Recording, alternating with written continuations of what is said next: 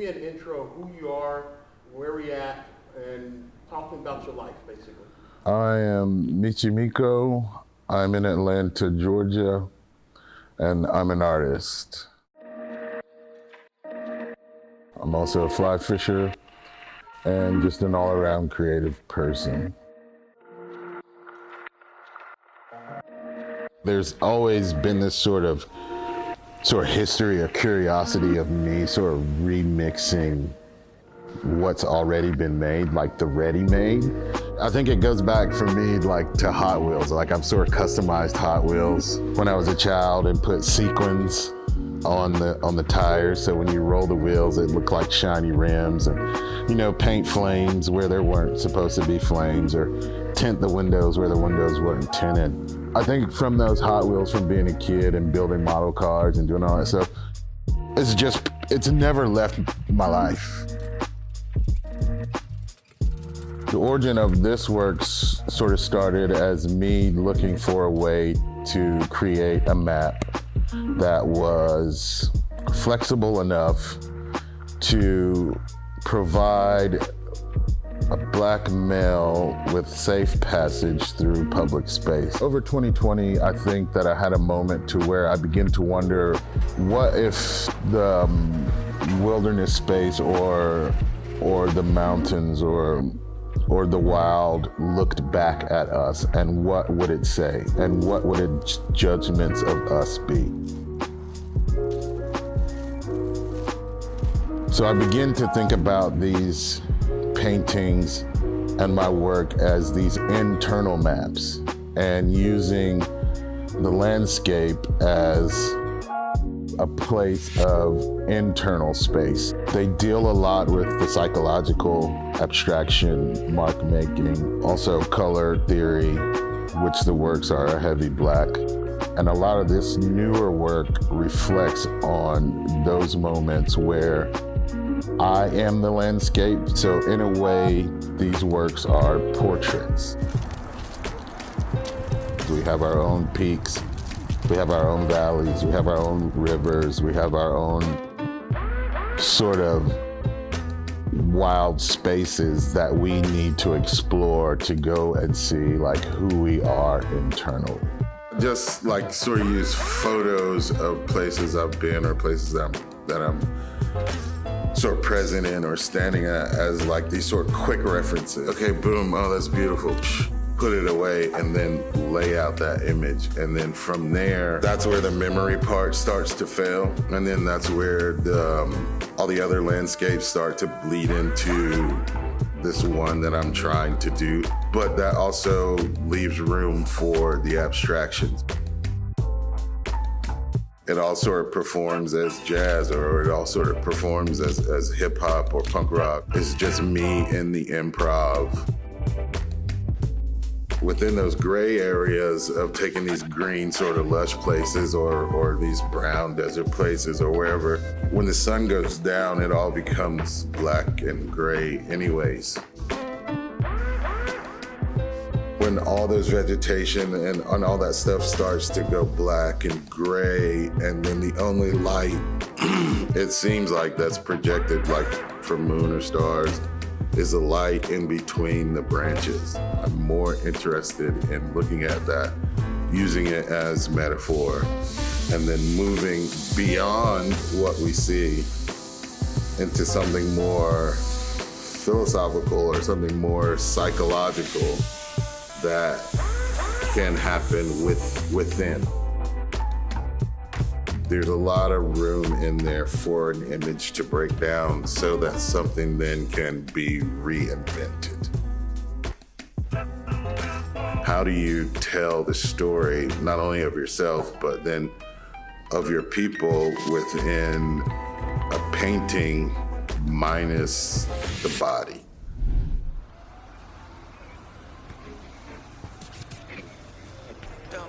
Let it fly, let it fly. Yeah, real talk, I need a drum roll, all ears. Now I got him like Dumbo, weatherman. Tripping with, I need a poncho. Sleepwalking, face stepping with my eye closed. Yeah, 40,000 for the dumb flow, top 10.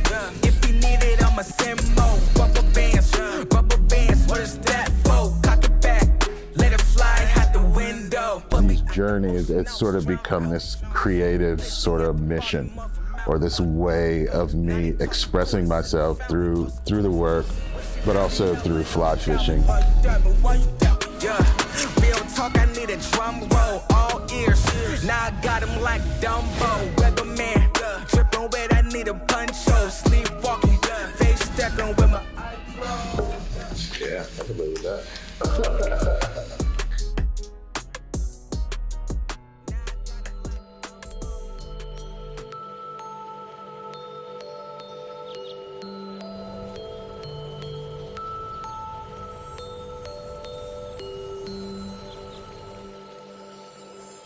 In like 2017, I was invited out to do a project in Lone Pine, California. I was going to do a project called Blackened Wilderness, and I was going to teach myself to fly fish, and I was going to tie these flies out of unconventional materials. So at that time, I was tying flies out of burlap, cotton, because we're in the South. I was using my dreadlocks. I was using anything that I could find. So I gathered all this material, took it out to the desert, and taught myself to tie flies in my little, Big Agnes tent. Found the Bishop River and tried my best to cast in the wind and fish these flies. And I absolutely sucked at it. Something happened around the pandemic where I could sort of recognize that I was going to need a project to keep my brain occupied. And for some reason, I pulled out that vise and I pulled out that fly rod and was like, okay, I'm going to dedicate my whole 2020 to fly fishing. This is like real fly tying. Not perfect for me. The more that I got into it, the more materials I begin to find, because a lot of my work still uses a lot of found materials.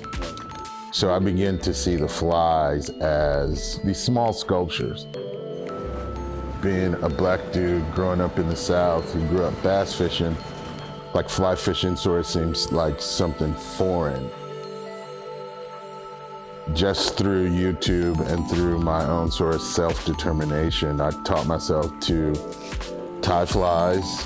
I taught myself to cast. I taught myself everything about fly fishing, sort of DIY, because that's that punk rock sort of spirit, that attitude is something that I rely heavily on. Like any dude who grew up listening to 90s era hip hop was just like, can I remix this?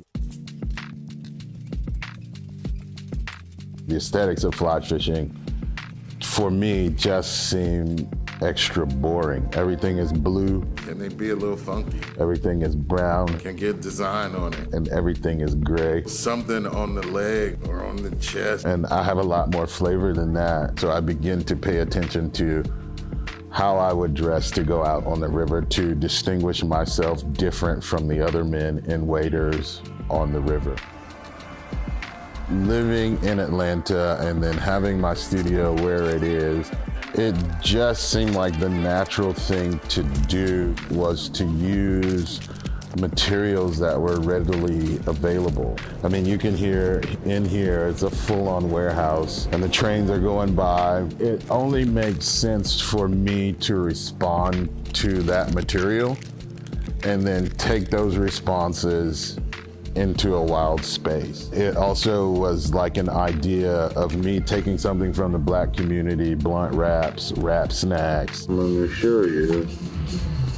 And I'm using a blunt wrapper. Or peppermint patties or things that you find in the community. Gotta go to the ghetto to get these materials. And then hiding them within the beauty of some of these strange feathers. Leave Montana, go to your closest hood spot and find you some Rillos.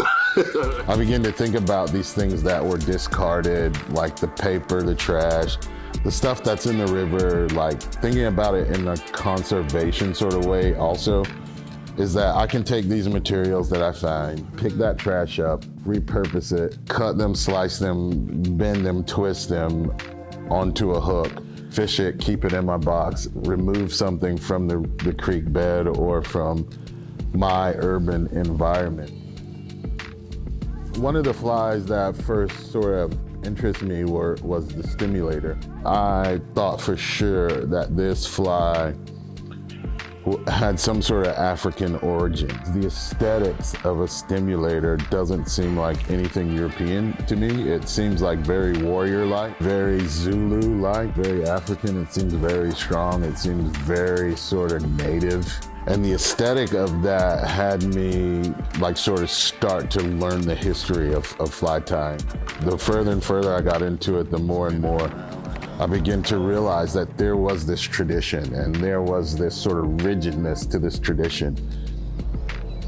Being a black man into fly fishing and one that's like highly creative, I think that I'm totally challenging the ways of traditional fly fishing. I think as long as I stay true to my intentions and stay true to who I am as a man, as a black man, as a fisher, as an artist, and as one who's trying to uphold an idea of family tradition of fishing, like I think that I will navigate these spaces, or I continue to navigate these spaces by just being myself.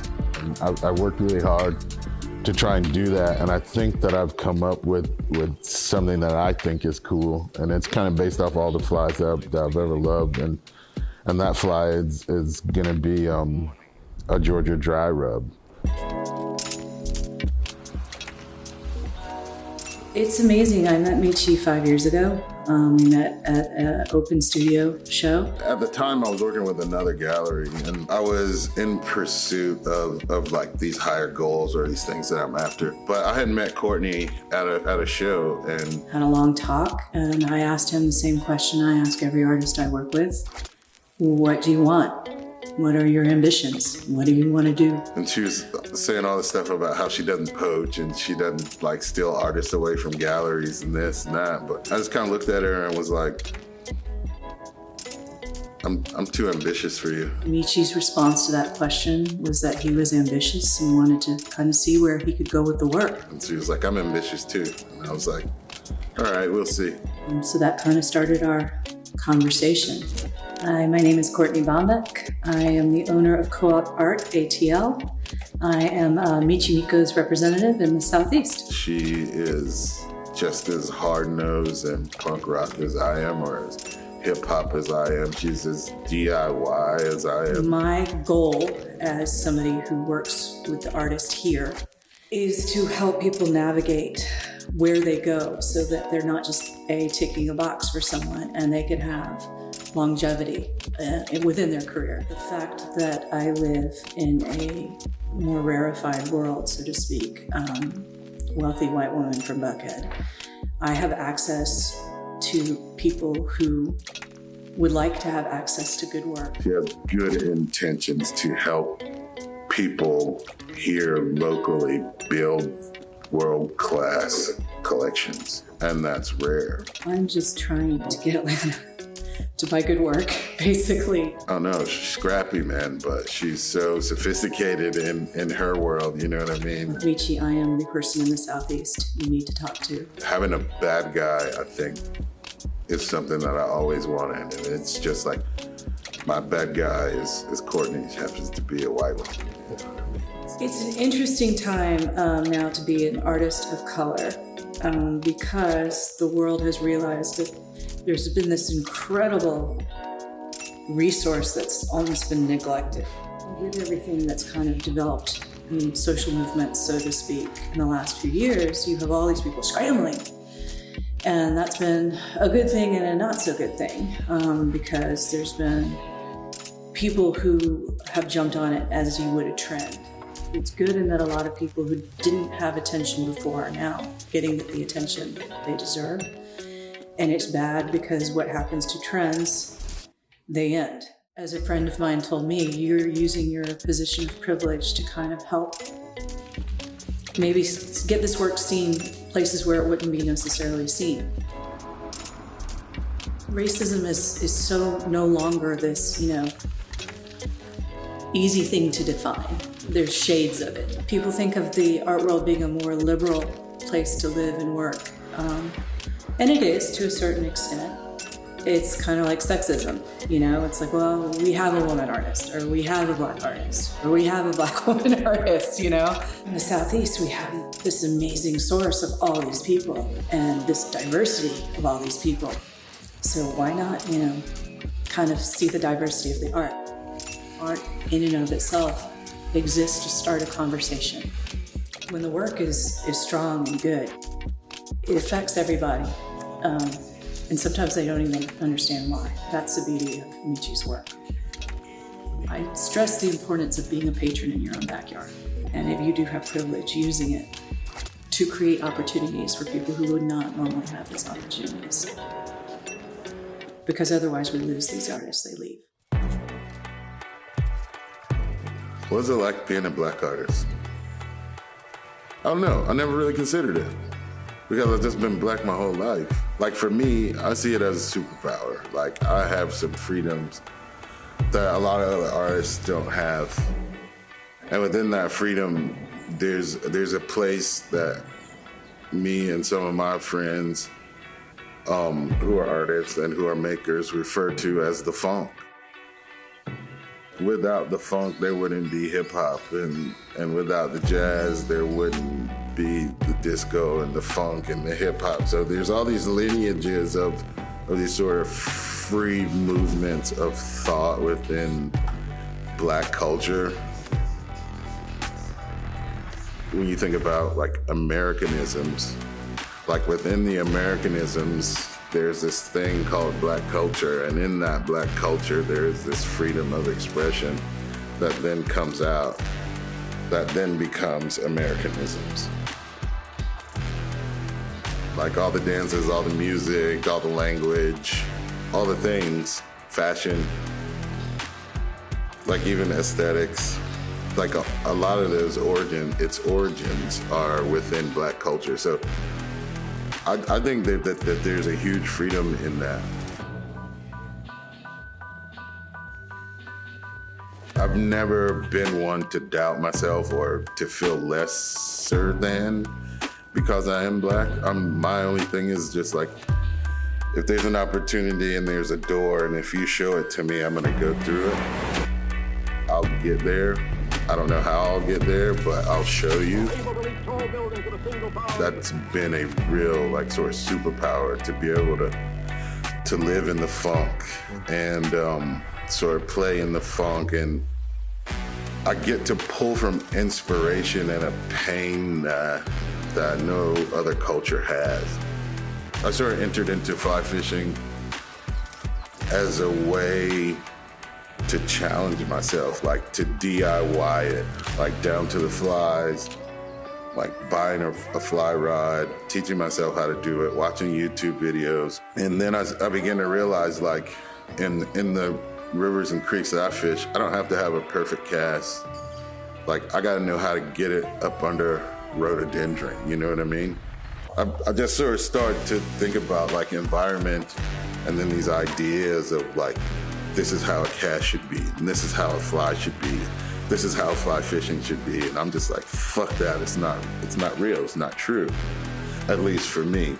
I really want my approach to fly fishing to be like that of my art. That's just the hip hop, that's just the punk rock, that's just the blackness, the funk, the soul. Because James Brown is on the one. Is a table fixed when you put a napkin under it to keep it from rocking? It's still off, but at that moment when you slide the napkin on it, you found a solution, and so that table has been fixed. I kind of want to see fly fishing as that, as like, maybe I'm the napkin going under the table to keep it from wobbling and to straighten it itself, or maybe I'm just the frickin' wobble and you gotta deal with it, you know? I think that I'm searching for a truth. I think that I'm searching for like my version of the truth, or a version of freedom and what that means. And for me right now, that truth sort of exists in nature. It exists in the idea of me inserting myself in these wild spaces, I've become my own sort of joke. I've become all the things that I've made fun of. Like, I'm a heavily abstractionist. Here I am abstracting the landscape. I was a conventional reel fisher, fishing for big bass. Now I'm fishing with a fly rod, and it's like that was something I always made fun of. But I've allowed myself to laugh at myself and to accept these changes and become these things and explore these environments or this form of fishing and try to figure out what that poem is. Yeah, I think there's a moment for a truth in there. I think that's all I'm after. It's like some sort of freedom that's defined on my own terms and a truth.